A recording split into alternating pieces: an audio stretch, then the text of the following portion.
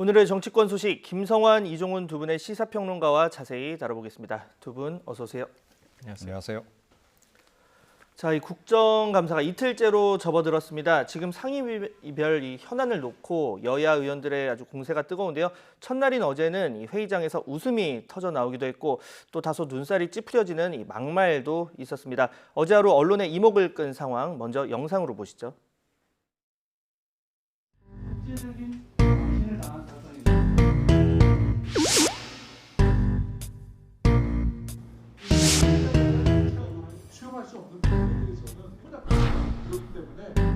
만류를 했어야 되지 않나요? 만류를 했는데 실패한 건가요? 제가 개인사이기 때문에 말씀드리기 좀 뭐합니다만 제가 말린다고 말려줄 사람이 아니고요.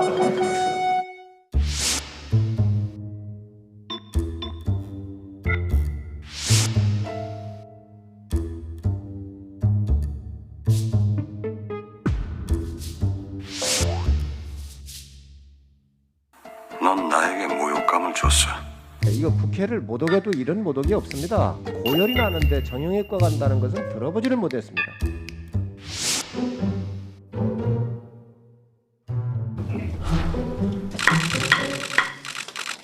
어떤 똘짓 이런 개념이 아닌가. 정말 우리가 필요할 때 써야 돼. 이 국민의 세금을.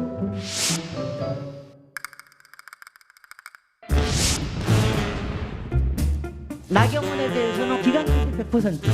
그런데 작년 이맘때 조국 수석에 대해서는 한 달 동안 약 70여 곳을 압수수색을 했습니다. 서울대 법학과 82학번 나경원 국회의원 그 남편 법원 행정처 차장 이런 카르텔이 알게 모르게 적용되고 있는 게 아니냐. 저는 나경원, 김지호 판사 외에도 조국 전 장관과도 대학 동기입니다.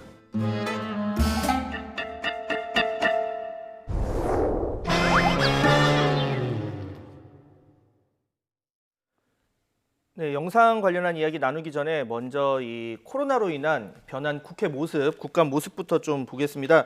지금 학교도 공연도 비대면으로 진행이 되고 있는데 이종훈 평론가님, 오늘 복지부 국감이 이 비대면으로 열린다고요? 어떤 이유입니까? 네, 그러니까 이제 이미 어느 정도는 예고가 좀 됐었죠. 그러니까 국회 사무처도 일종의 이제 기준을 지금 설정하지 않았습니까? 그래서 회의장에 50인 이상 입장 못하게 돼 있고, 그러다 보니까 이제 정부 부처에서도 국장급 이상이나 이제 참석을 할 수 있고 이런 식으로 진행이 되는데, 그런데 이제 개중에는 이제 비대면으로 이제 하는 경우도 이제 있는 거고요. 가능하면 이제 지방에서 하는 이제 국감 같은 경우도 이제 비대면으로 대체하도록 이렇게 지금 권고를 하고 있기 때문에 그런 식으로 지금 진행이 많이 되는데, 이런 모습이 아마 이번 국회에서 자주 보일 것 같습니다. 네. 사실 이 비대면으로 하다 보면 회의도 그런데 말이 겹친다거나 이런 일들도 있어서 사실 제대로 조금 진행이 될까 우려도 되는데, 특히 복지부 같은 경우는 대부분 직원들이 현장에 있다 보니까 국감 때문에 국회로 부르기가 되게 어렵다고 해요. 그래서 비대면으로 진행을 하고 있고, 자, 앞서 영상에서 나왔던 이 박성중 의원의 발언 보겠습니다. 이게 본인은 우리말이다라고 하는데 이게 사실 우리말이지만 속어, 그러니까 국립국어원을 제가 찾아봤거든요. 찾아보니까 속되게 이르는 말 이렇게 나와 있는데 꼭 이렇게까지 이제 이 과한 표현을 써야 했을까, 이런 지적도 나오거든요. 어떻게 보십니까? 저도 국립국어원 들어가서 찾아봤습니다. 네. 찾아보니까 비속어가 분명하고요. 국회의원이 우리나라 말이라고 우리말이라고 얘기하면서 주장할 만한 성격은 아닌 것 같고요. 아마 그거 찾아보실 때 아랫부분 보셨어요? 네, 맞습니다. 조사한 거 우리나라 고등학생들을 상대로 해서 즐겨 쓰는 설문조사한 걸 보니까 거기 안에 박성중 의원이 쓰는 표현이 들어가 있어요. 네, 그런 이제 비속어를 우리나라 학생들이 얼마나 많이 사용하는지 그걸 조사를 한 내용에도 들어가 있을 정도로 학생들 사이에서는 많이 얘기가 되고 있는 것 같은데, 그러니까 10대가 쓰는 용어를 국회의원이 국감장에서 와서 그 비속어를 썼다, 이렇게 얘기가 되고요. 그리고 또 내용을 찾아보니까 이 지금 방송이기 때문에 제가 그 표현을 말을 못해서 좀 답답하긴 한데요. 이게 상식에서 벗어나는 사고방식으로 생활 방식을 가지고 자기 멋대로 하는 사람을 속되게 이르는 말, 이런 겁니다. 근데 정부가 공공 와이파이를 설치하는 것을 과연 이 말로 이 표현이 등치가 되는 것인지, 그러니까 이 표현 자체도 적절하지 못한 표현이었다. 그러니까 정부가 공공 와이파이를 설치하는데 그게 효과가 그만큼 나오지 않는다. 이건 예산 낭비다. 이렇게 얘기하는 것을 지금 그런 행위라고 지금 표현을 하는 거잖아요. 그러니까 그렇게 사용할 때 쓰는 표현도 아니다. 그러니까 비난하기 위한 목적으로 그냥 속되게 욕설을 했다 이렇게 해도 과언이 아닐 것 같습니다. 자, 김성환 평론가님 하나만 더 여쭤볼게요. 아까 영상에서 이 법사위에서 열린민주당 김진애 의원이 아까 팻말을 들고 얘기를 했죠. 이게 나경원 전 의원 이제 자녀 입시 비리 의혹과 관련해서 압수수색 영장이 기각이 됐습니다. 기각이 됐는데 이 나 전 의원 그리고 남편이 서울대 법대 82학번인데 이 법원 행정처 차장도 서울대 법대 82학번. 그래서 이게 일종의 판사 카르텔이 아니냐 이런 걸 지적하려고 들고 나온 건데 때 아닌 조국 전 장관이 소환이 됐어요. 그러니까 같은 다 82학번이라는 겁니다. 네. 그러니까 나경원 원내대표의 남편이 지금 부장판사잖아요. 네. 그 부장판사가 서울대 82학번이고 그러니까 그 부장판사 동기들이 지금 법원 내부에 법원 행정처 차장도 82학번이라고 얘기를 하고 있고 카르텔을 형성해서 지금 나 전 의원과 관련되는 자녀 의혹과 관련되는 여러 압수수색 영장이 지금 기각되고 있는 것 아니냐 이렇게 얘기를 하는데 그러면서 조국 전 장관 때는 그렇게 많이 왜 압수수색 영장을 발부했는가 물어봤더니 조국 전 장관도 82학번인데요. 뭐 이렇게 답변이 나온 거죠. 굉장히 머쓱한 상황이 된 거죠. 그러니까 사실 준비를 하면서 자신의 논리를 세우는 것에는 뭐 만족했을지는 모르겠지만 상대편이 어떤 논리를 펼칠 것인가에 대해서는 전혀 생각을 하지 않고 국감 준비를 했다. 그러니까 오히려 되치기를 당하고 허가 찔린 것이다. 이렇게 저는 생각합니다. 그 다른 이 구체적인 증거가 아니라 이 학번이라는 기준을 갖고 하다 보니까 또 학번을 갖고 반박이 나올 수 있는 이런 부분은요. 사실은 우리나라 뭐 법원이나 검찰도 역시 마찬가지지만 특정 학맥이 그 사실 대다수를 차지하고 있다고 하는 거는 오래된 얘기고요. 예. 그 특정한 학맥이라는 개념으로 바라보면 우리나라 검찰이나 법원은 해석할 방법이 없습니다. 사실은. 그러니까 예를 들면 그런 거죠. 지금 추미애 법무장관 아들과 관련해서 서울 동부지검에 있는 뭐 지검장이 인사를 뭘 어떻게 냈다. 뭐 이번 인사 내면서 다른 사람들 현 정부와 관련돼 있는 수사 라인에 있었던 사람들은 다 교체했다 이렇게 얘기하는데요. 다 같은 학교들 대부분 나왔을 겁니다. 그럼 그런 식으로 바라보면 설명이 안 되잖아요. 그러니까 그런 식의 잣대나 이런 걸로 들여다보면 좀 무리가 있다고 생각이 되고요. 그리고 과도하게 사실 야당에서 그런 방식으로 좀 공격을 해왔기 때문에 그걸 막다 보니까 이런 식의 논리가 동원이 된 건데 결국은 어느 쪽도 성공하지 못하는 논리를 가지고 서로 공격하고 방어를 했다고 생각합니다. 네, 뭐 특정 집단의 그러니까 일부 고등학교나 일부 대학교가 예전에 워낙 많이 이제 그런 배출을 하다 보니까 뭐 그런 일들이 좀 발생을 하는 것 같은데, 자 주제를 좀 바꿔서 아까 강경화 외교부 장관 관련 내용 보겠습니다. 남편 일로 계속 송구하다는 입장을 보이곤 있는데 질문을 하니까 말리려고 해도 말려지지가 않는다 이런 얘기를 해서 이제 좌중에 잠시 웃음이 돌기도 했습니다. 뭐 야당에서 사실 여당에서는 부적절하다고 했고 야당에서 일부에서는 강경화 장관이 뭐 책임을 더 져야 되는 것 아니냐 이런 얘기도 나오다가 이렇게 계속 좀 송구하다는 입장을 내니까 좀 수그러드는 것 같아요. 어떻습니까? 예, 그러니까 뭐 본인이 이제 사과를 명확하게 몇 차례 걸쳐서 했기 때문에 예. 일단은 뭐 이제 그 부분 어느 정도는 좀 이제 양해해 줄 수 있는 그런 그 분위기가 조성이 좀 된 거죠. 네. 이제 그럼에도 불구하고 저는 국회 그 회의장에서 남편의 인성 얘기를 꺼낸 것은 별로 좀 바람직하지 않다라고 생각합니다. 그러니까 부부간에 뭐 어떤 관계인지 뭐 국민들이 알 필요도 없는 거고요.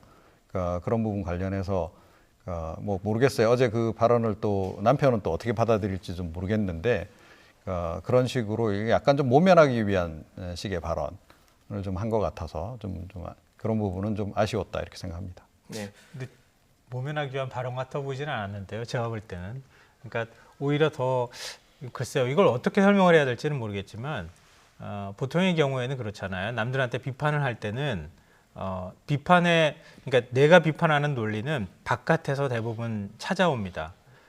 그리고 자기를 옹호하는 논리는 주로 자기 안에서 끌어옵니다.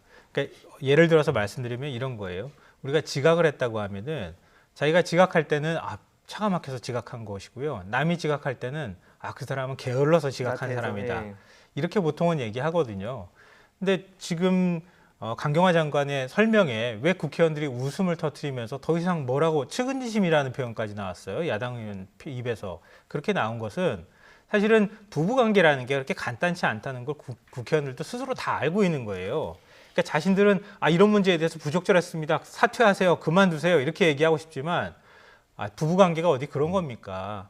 이게 사실 부부 관계에서 서로 똑같이 항상 같이 행동하면 좋겠는데 내 얘기를 잘 안 듣는 경우도 있다. 그러니까 말린다고 뭐 그 말을 들을 사람이 아닙니다. 이렇게 얘기를 하니까 국회의원들 입장에서도 다 공감되는 거 아닙니까? 그러니까 공격할 만한 논리를 따로 찾을 수 없는 모두 다 공감하는 얘기가 돼버렸기 때문에 더 이상 공격이 이루어질 수 없었다.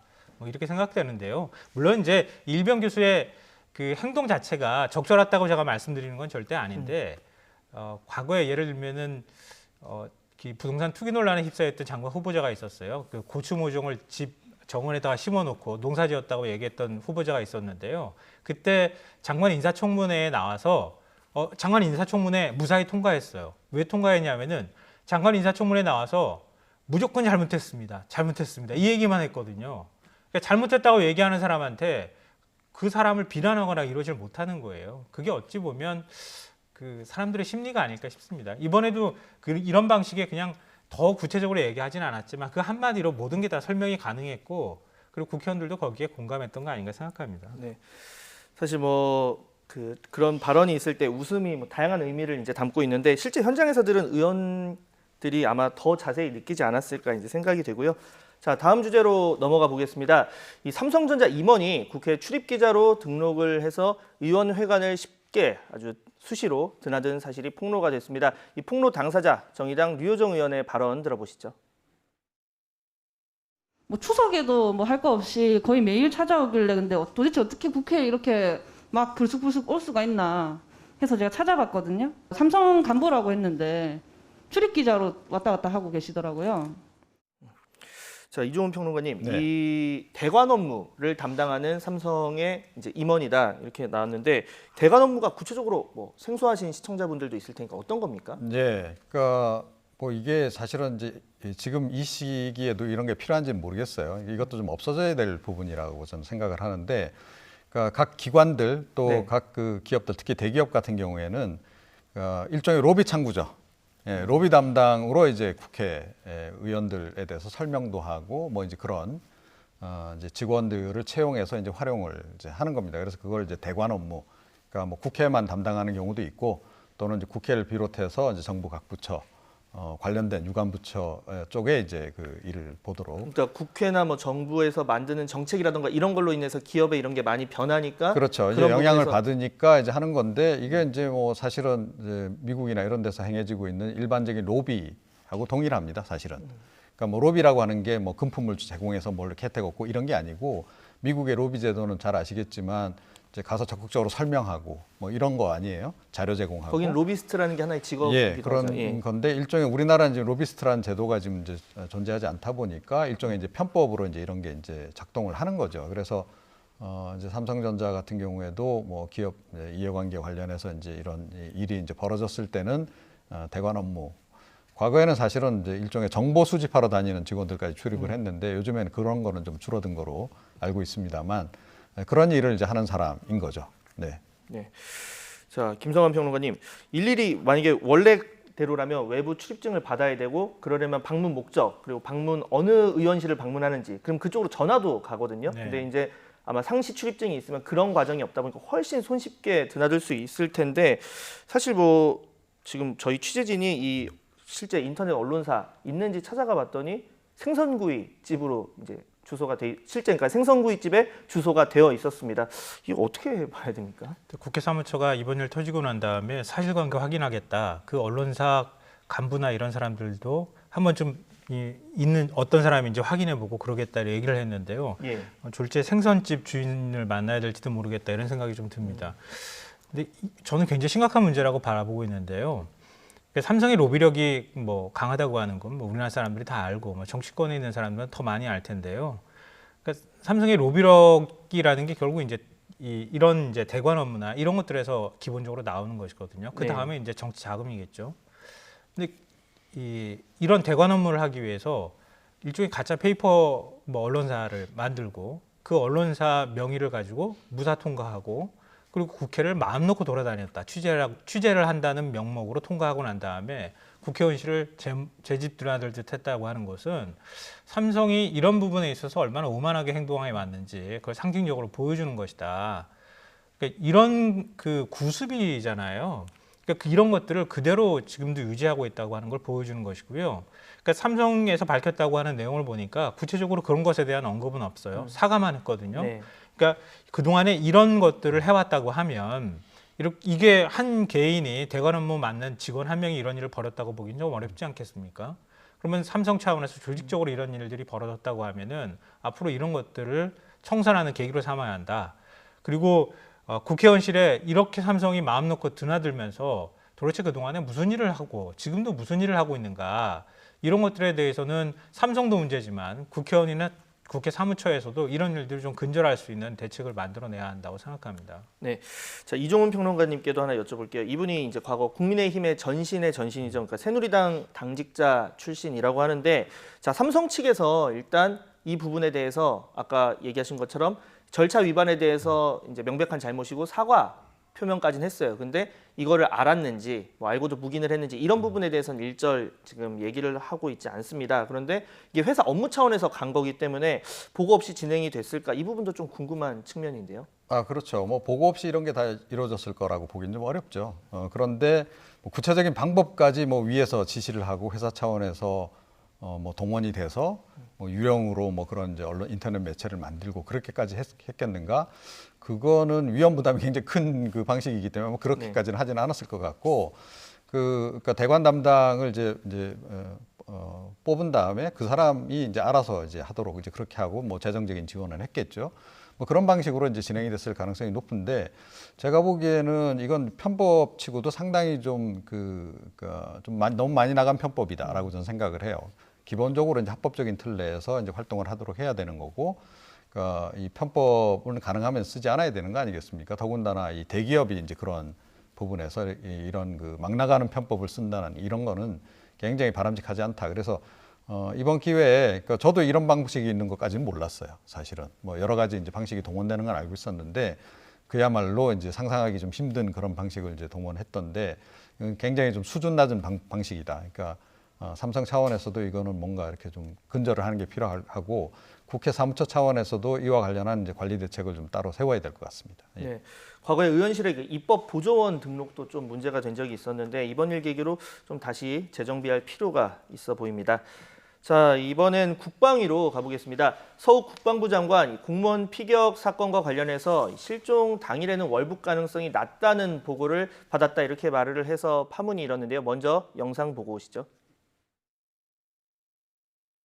최초의 그 월요일 날은 제가 이제 보고받고 뭐 그 북으로 갈 가능성이 있느냐 하고 이제 실무진들한테 다 이제 물어봤는데, 월북 가능성이 낮다, 뭐 없다 이렇게 보고를 받고, 그때는 그 통신은 확인하지 않았는데. 그럼 처음부터 월북자라고 생각하신 건 아니네요. 첫날에 월북자가 아니라고 생각한 거죠. 평상시 이제 저희들이 이제 북한에 이제 선박이 떠내려오거나 뭐 표류자가 있으면 저희가 구조하듯이 그런 모습으로 구조가 될 걸로 현재 생각을 했었습니다.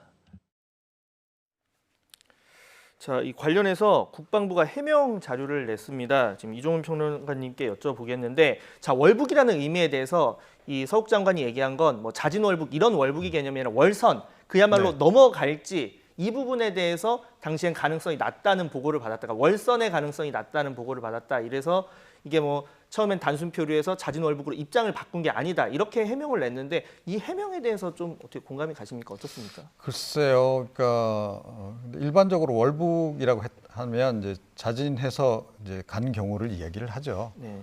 그런데 처음에 월북이라고 표현했다가 월선이라고 이렇게 말을 또 바꾸고, 그래서 모르겠습니다. 어떤 의도로 이제 그랬는지는 모르겠는데, 그런데 이제 가장 중요한 건 사실은 어제 그 여기 이 국회 회의 과정에서도 이 부분이 충분히 이제 파헤쳐지지 않았다라고 봅니다만, 예. 그러니까 어찌됐건 최초 신고는 실종자로 최초 신고가 들어간 거잖아요. 그리고 그와 따라서 군경이 이제 수색 작업을 전개를 했던 거고, 그러고 나서 이제 그 다음 날 이제 낮 오후 3시 반이 돼서야 이제 북한 해역에 있는 게 이제 발견이 됐는데, 그때까지도 기본적으로는 실종자인 겁니다. 우리 쪽 관점에서 보자면. 자, 그러다가 어느 순간인가 자진 월북을 한 월북자로 이제 우리 당국의 판단이 이제 바뀌게 되는 건데, 네. 그 바뀌게 된 시점에 대해서 명확하게 지금 밝히질 않고 있어요. 이걸 사실은 밝혀야 됩니다.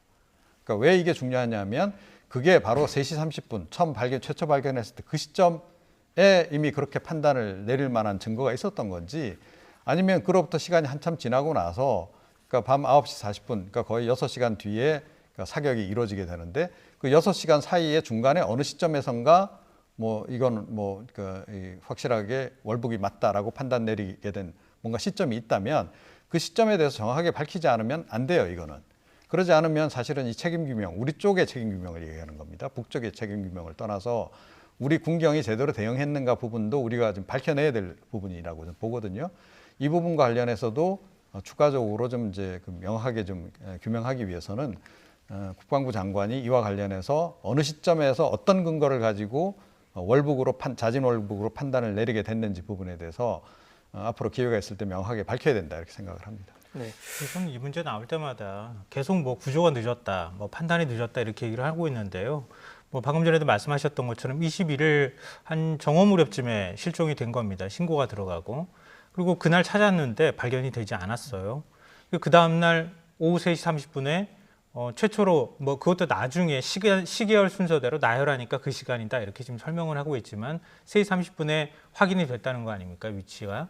그리고 난 다음에 그때까지는 이제 당연히 실종자로 판단을 했을 거고요. 그리고 여러 가지 군사 첩보 그러니까 신호를 통해서 뭐 예를 들면 감청이라든가 아니면 또 다른 관측 장비나 여러 가지 것들이 있었겠죠. 정찰 자산이나 이런 것들도 동원했을 거고 그런 첩보들을 종합적으로 판단을 해서 23일 날 새벽 1시 좀 넘어서 관계장관회의 열고 그리고 문 대통령한테 23일 오전 8시 30분에 직접 대면 보고가 있었다 이렇게 얘기를 하고 있습니다. 그리고 23일 오후에 국방부에서 실종 부분을 처음으로 언급을 합니다.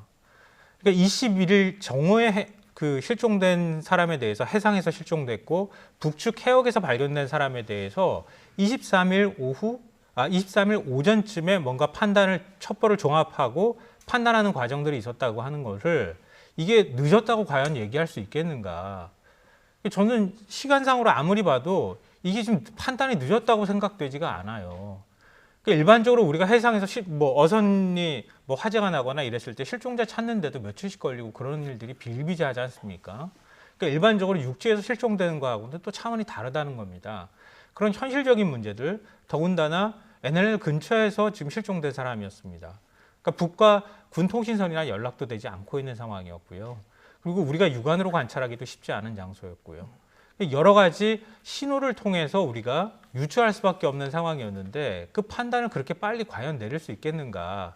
이런 현실적인 문제들을 우리가 고려해 보면 과연 이게 대응이 늦고 당시에 제대로 대처하지 못했다. 이런 얘기가 저는 그렇게 쉽게 나오지는 않을 거라고 생각하거든요.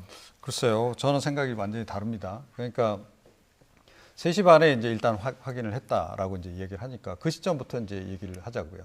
통상적인 경우 같았으면 그때 그 시점에서 북측에서 바로 구조를 했겠죠. 물에서 건져냈겠죠. 배 위로 올리고. 그 다음에 이제 뭐 진행이 되고. 그러면 실종됐는데 북측 해역으로 넘어갔고 북한 군이 이제 구조를 했으니 우리한테 뭐 연락이 오거나 하겠다. 뭐 당신 쪽에서 실종자가 한 명 넘어왔는데 보내겠다. 자, 그렇게 그 시점에 그렇게 판단 내렸을 수 있다라고 저는 생각을 해요. 자, 그런데 바로 구조를 안 했어요. 그죠? 그리고 그 물 위에 그냥 해역에서 그냥 6시간을 떠 있었던 거예요. 자, 그러면 조금만 지나가면 금방 확인이 되잖아요. 뭔가 이 징후가 이상하다라는 거. 그런데 우리 쪽에서는 그 시점까지 만약에 자진 월북이라는 게 확실하게 판단이 내려지지 아니한 상황이라고 한다면 일단은 우리 쪽 실종자예요. 그죠? 그러면 실종자 구조를 위해서 여러 가지 노력을 해야 되는 거죠. 뭐 방송 얘기도 나오고 뭐 국제 뭐 상선 통신망 얘기도 나오고 합니다만 여러 가지 할 수 있는 모든 수단을 동원해서 일단은 구조에 주력을 해야 되는 거죠. 자진 월북이라고 확실하게 이 개념 규정이 되기 전까지는 작전이 계속 진행이 돼야 되는 거 아닙니까? 우리 쪽에서 수색 작전이. 자, 그런데 그 수색 작전조차도 제대로 지금 못했다라는 거 아니겠어요? 그러니까 결국은 3시 반에 발견하고 물 위에 그냥 떠 있는 상태에서 뭐 언젠가는 구조하겠지. 라고 그냥 넉넉히 그냥 보기만 했다라는 얘기밖에 안 된단 말이죠. 지금 얘기하시는 건 이제 북한 해역에서 있었던 일이니 아마 직접 이제 들어가서 당연히 구조는 할 수 없는 거고. 그런데 이제 한라인 등을 동원해서 뭔가를 했어야 되지 않느냐 이런 얘기죠. 방송도 할 수 있는 거고 여러 가지 방식이 있다는 거죠. 그러니까 그 부분 관련해서 제가 보기에는 군 쪽에서는 책임을 좀 면하기가 좀 어려운 부분이 명백히 존재하는 거고 그럼 그런 부분에 대해서는 인정할 건 인정하고 그리고 정확한 시점. 그러니까 이제는 뭐 우리가 뭐 구조할 필요가 없겠다라는 판단을 내린 시점이 언젠지에 대해서도 명확하게 밝혀라. 이거는 언젠가는 결국은 밝히지 않으면 안 될 거다라고 저는 생각을 해요. 국민들이 그걸 알기를 원하기 때문에. 지적하신 부분에 대해서 뭐 전부 다 제가 부정하거나 반박하려고 하는 것은 아니고요. 예를 들면 지금 말씀하신 거에서 실시간으로 우리가 보고 있다고 하는 전제를 갖고 말씀을 하시는 거거든요. 그러니까 3시 30분이라고 하는 게 진짜 3시 30분에 우리가 포착해서 그 장면들을 우리가 실시간으로 보고 있다고 하는 전제가 있을 때에는 말씀하신 설명이 맞을 수 있다고 보고요. 그리고 군에서 밝힐 때 민간어선에서 처음 발견했다는 거 아닙니까? 발견하고 난 다음에 또 2시간 동안 놓치는 과정이 있었다고 얘기를 하고 있습니다. 그리고 다시 찾는 과정이 있었다고 얘기를 하고 있고요. 그리고 그 과정에서 서로 간에 대화가 오고 간 게 지금 이제 월북으로 판단하는 그 과정이었었다고 하는데, 대화가 오고 간다고 하는 게 지금 북한 장상고시예요. 북한 해역 안에 들어가 가지고 눈으로 관측하기도 어려운 지역에서 서로 간에 바다 소리가 다 들리는 상황에서 대화를 나눈 것을 지금 판단한다는 거 아닙니까? 그것도 월북이라고 판단하는 것도 첩보 내용을 통해서, 신호를 통해서 나중에 가서 다 확인을 해보니 월북 의사를 밝힌 것이다, 이렇게 추후 판단을 했다는 겁니다. 그러니까 그런 것도 결국은 나중에 우리가 결과적으로 판단을 해봤던 것이지 그 당시에 실시간으로 확인했다고 보기는 대단히 어렵다고 하는 거고요. 당시에 넋놓고 있었다 뭐 이런 표현도 사용하셨는데, 글쎄요, 뭐 이건 보는 관점에 따라서 저는 좀 생각이 다를 수는 있다고 봅니다. 예를 들어서 우리 실종자가 지금 넘어간 거 아니냐, 당시에 월북이라는 판단을 추후에 내렸다면 우리 실종자로 판단하고 적극적으로 구조 노력을 했어야 되는 거 아닌가, 이렇게 말씀하시는데요. 그동안에 예를 들면요, 우리 국민이 실종이 돼서 북측 수역으로 넘어갔을 때, 남북 관계가 좋았을 때야 뭐 별 문제 없었을 겁니다. 서로 간에 뭐 군 연락통신망이나 이런 것들을 통해서 다 얘기 주고받고 좀 구조해 줬으면 좋겠다고 얘기를 하고 할 수 있을 텐데, 지금은 또 그런 상황도 아니잖아요.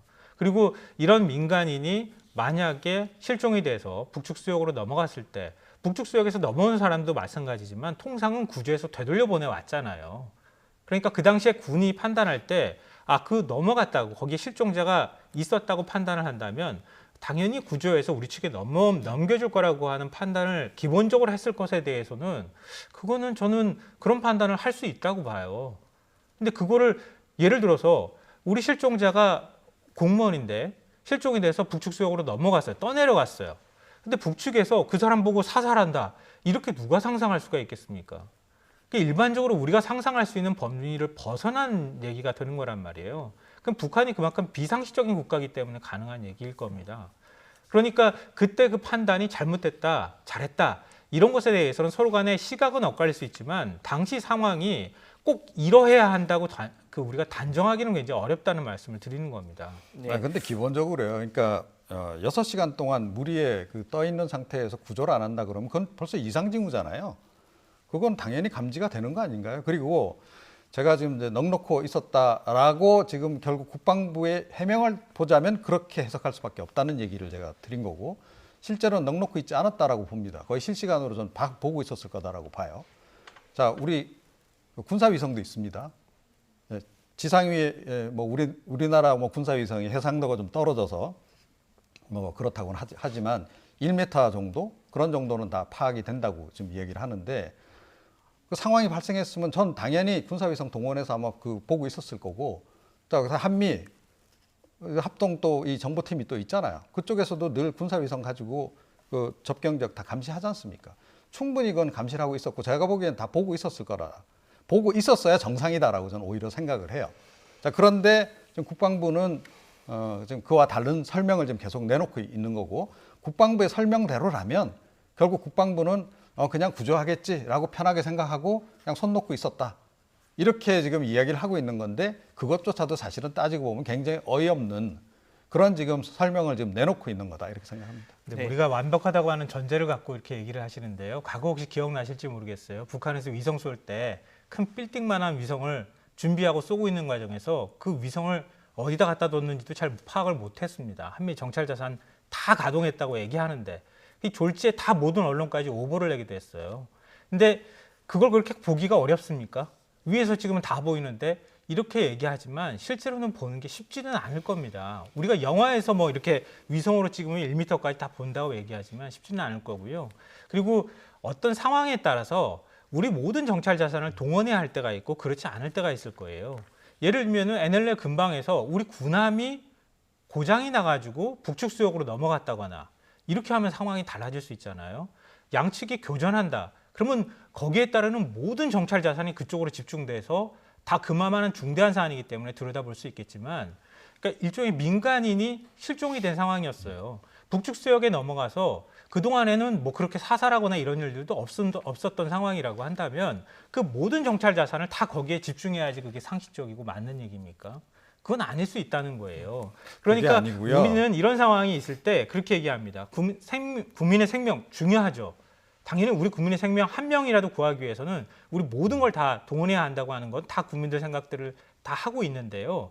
근데 일반적인 상황하고 똑같이 비유를 해서 그런 상황마다 모든 것들이 다 우리가 생각하는 것처럼 완벽한 형태로만 진행되리라고 하는 전제를 갖고 얘기하면 그러면 말씀하셨던 결론으로 갈 수 있습니다. 한 가지만 제가 이제 말씀드릴게요. 그러니까 지금 한반도 위에 지금 떠 있는 정지 위성이 지금 거의 80개 가까이 된다고 그래요. 근데 군사 위성도 그 중에 많이 있죠. 미군이 운영하고 있는 것도 있고 우리나라가 운영하는 것도 있습니다. 자, 연평도 그 인근은 늘 상시 감시하는 지역이에요. 그러지 않나요? 북한이 언제 그 포문을 열고 사격을 할지 모르는 그런 긴장이 굉장히 늘 상존하는 곳이기 때문에 거기는 늘 제가 상식으로는 아마 군사위성이 상시적으로 감시하는 권역이라고 생각해요. 딱 그 실종자를 찾기 위해서 가동한 게 아니고 이미 가동이 되고 있었을 것이고 그래서 충분히 이거는 관측이 가능한 그런 범위 내에 있었을 것이다. 라고 저는 생각을 하는 겁니다. 이 정도 말씀드리겠습니다. 예를 들어서 하나 말씀드리면요. 김정은 국무위원장이 모습 나타내지 않았을 때 김정은 국무위원장이 지금 아직 건강이 괜찮다. 이렇게 우리 정부가 판단했던 근거 중에 하나가 김정은 위원장의 동선을 따라다니면서 뭔가를 확인하는 작업이 있었다. 이런 얘기를 제가 나중에 들은 바가 있는데요. 그러니까 그런 것처럼 어떤 특정한 김정은 위원장이 움직이는 동선은 위성이든 뭐든 우리가 따라가면서 그 동선에 따라서 움직이면서 정밀하게 정찰을 하거나 아니면은 여러 가지 신호 정보를 수집하는 과정이 있겠죠. 그럼 거기에 모든 자산을 투여하는 겁니다. 집중적인 자산들이 투여가 될 때 그것들에서 뭔가 의미 있는 정보를 만들어낼 수 있는 거거든요. 그러니까 서해 수역이라 하더라도 늘 거기에 모든 정찰 자산이나 모든 것들이 다 집중되어 있는 건 아니라는 거예요. 그럼 거기에 따라 상황이 발생했을 때 집중하고 또 그렇지 않을 때 일반적인 상시적으로 가동하는 게 있고 그렇지 않은 것들은 또 다른 데 가기도 하고 이렇게 되는 거 아닙니까?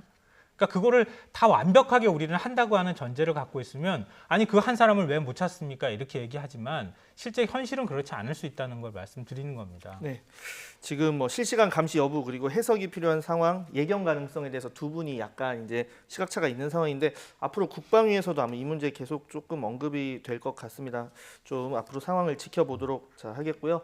자, 다음 주제로 넘어가 보겠습니다. 어제 북한 조성길 전 대사 대리가 국내에 망명한 사실이 밝혀지면서 온종일 관련 소식들이 이어졌습니다. 어제 국회 정보위 전해철 위원장은 조 전 대사 대리가 지난해 7월 자진해서 한국에 왔다고 밝히기도 했는데요. 그러자 야당은 왜 지금 시점에 이 사실이 공개가 된 건지 의문을 제기하기도 했습니다. 관련 녹취 들어보시죠.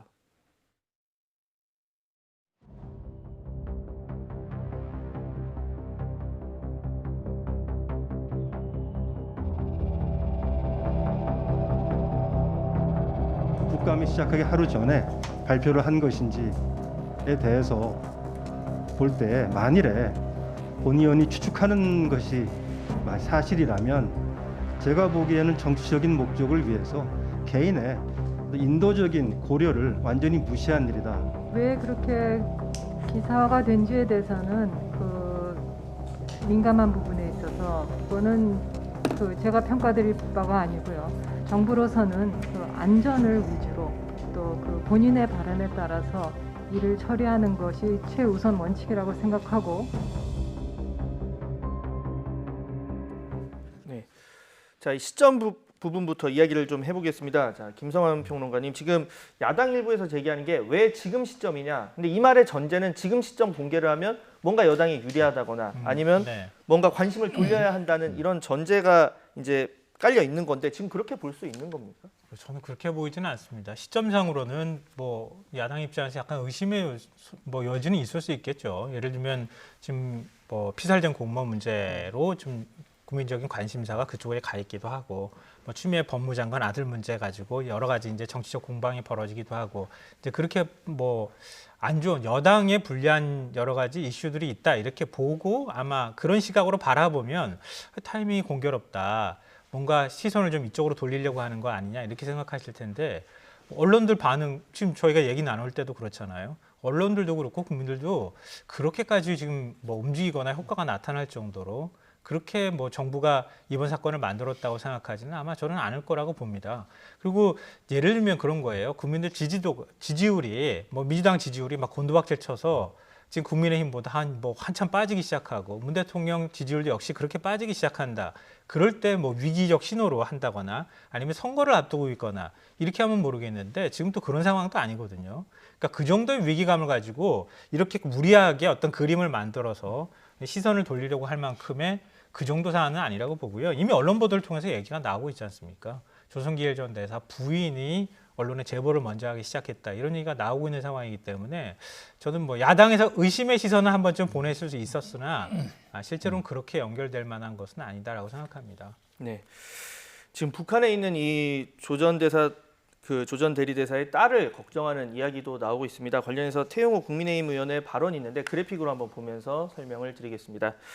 자, 이게 이 제3국에 머무는 것과 대한민국으로 귀순하는 건 이 남아있는 가족에게 아주 큰 차이가 있다. 이런 취지의 이야기인데, 자, 이종훈 평론가님, 향후 파장 좀 분석을 해보면 이 앞서 뭐 황장엽, 태용호 때와는 다르다. 뭐 이런 관측도 나오고 있습니다. 뭐 입국 당시에 기자회견 같은 거 없이 조용하게 15개월 생활을 했고 그런 의미에서 북한을 자극하지 않겠다는 뜻이다. 이런 해석도 나오고 있는데 이거 어떻게 봐야 될까요? 네.